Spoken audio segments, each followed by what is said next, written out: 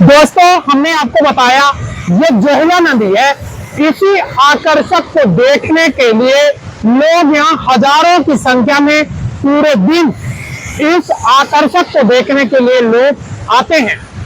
इस जोहिला नदी की जो एक प्रेम कहानी है उसमें कहते हैं ये जो जोहिली नदी है ये जो जलेश्वर के मैकाल के पर्वत पहाड़ियों से निकली हुई है। इसके जो नर्मदा नदी के जो नर्मदा थे उनकी गहने सहनी हुई थी और उन्होंने जब श्राप दिया नर्मदा नदी ने, तो ये जो जोहिला गहने पहनी हुई थी उसके जो गहने हैं वो पूरे पत्थर में परिवर्तित हो गए और ये पत्थर पूरे काले पड़ गए।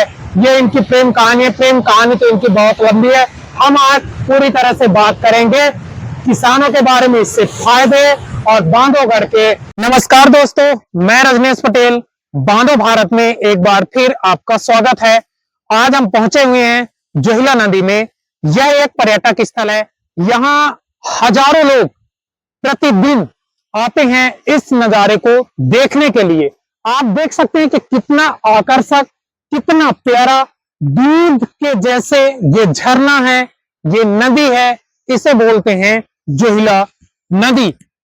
ये भारत की मध्य प्रदेश राज्य में बहने वाली एक ऐसी नदी है जो सोन नदी की एक उपनदी है और सोन नदी गंगा नदी की एक उपनदी है।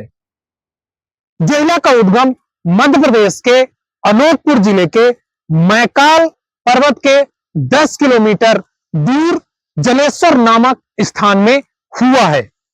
इस सोन नदी में उमरिया जिले के मानपुर तहसील क्षेत्र के किल्हारी जो गांव है वहां पास इसका सोन नदी में जाकर के विलय हुआ है।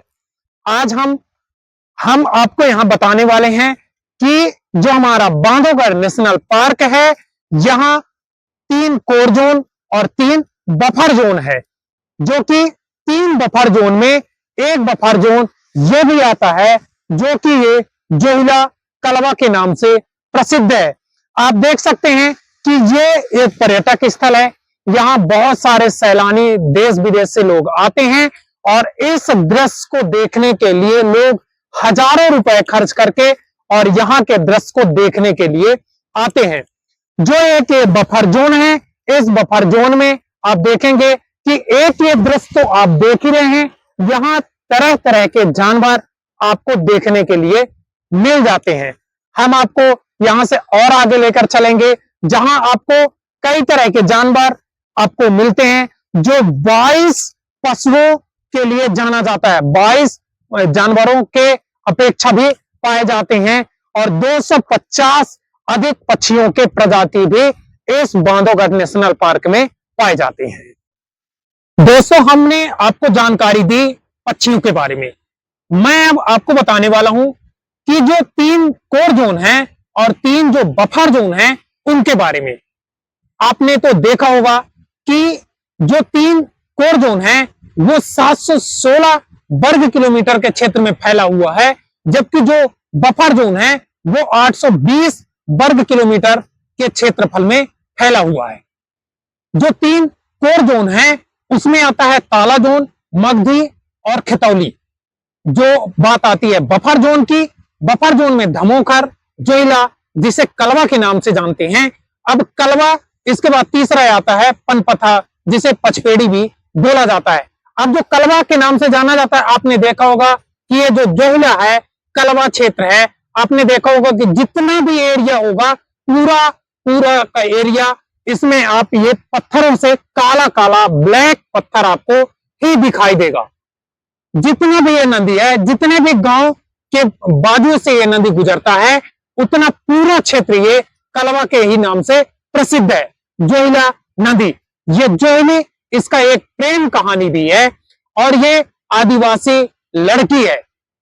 जो 3 नदियां हैं जो अमरकंटक से उद्गम स्थल है इनका, इसमें से नर्मदा नदी और सोनभद्र जो नद है, और तीसरी है मैकाल से 10 किलोमीटर दूर जो जलेश्वर से निकली हुई नदी है, जोहिली नदी। आज हम बात इसी पर करेंगे। जो हमारा एक बफर जोन है, ये बफर जोन आता है जोहिला नदी। जो कलवा के नाम से भी प्रसिद्ध है।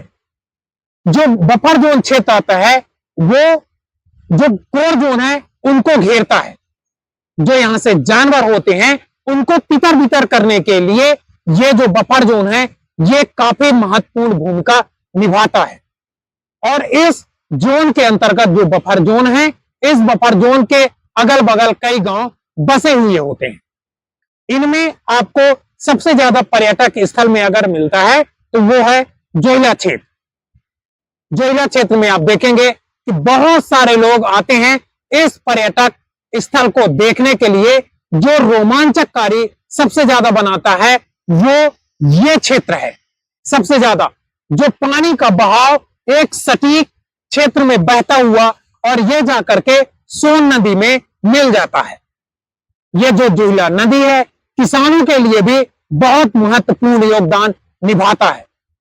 इसमें से घास जो जूट के क्षेत्र हैं ये एक रोजगार के सहायक में यहां से सटे किसानों को एक रोजगार के लिए उपलब्ध कराता है।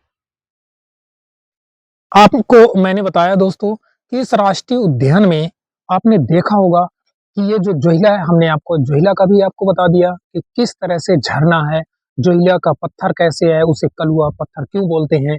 ये जो एक बफर जोन है, 3 कोर जोन और 3 बफर जोन, इस बफर जोन में 22 पशुओं और पक्षियों की जो प्रजातियां हैं 250 पक्षियों की प्रजातियां। लेकिन इस बफर जोन में आपको सबसे पहले जो जानवर मिलेगा बांधवगढ़ में बाघ, जिसे पैंथरा और टाइग्रिस भी बोलते हैं। बांधवगढ़ राष्ट्रीय उद्यान में इसे घरेलू बिल्लियां भी बोलते हैं और बंगाल टाइगर भी बोलते हैं।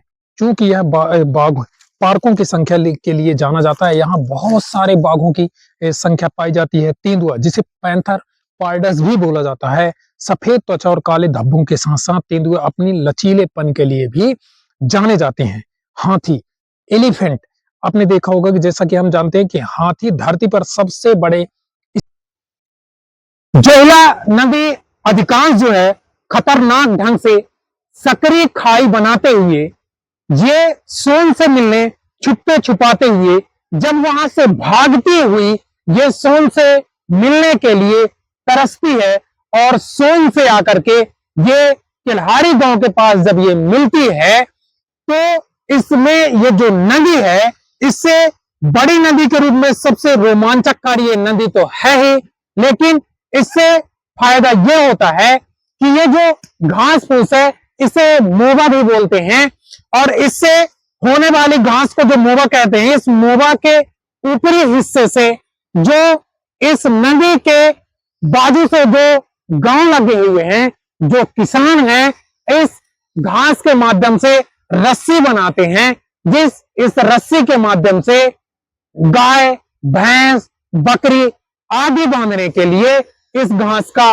उपयोग किया जाता है, जिससे इससे जो किसान हैं, जो सटे हुए जो क्षेत्र हैं, जो गांव लगे हुए हैं, इससे अपना एक रोजगार बनाए हुए हैं, जहां से जोइला बहती हुई निकलती है और वहां के लोगों के लिए सूमा बनाने के लिए एक रोजगार बना हुआ है।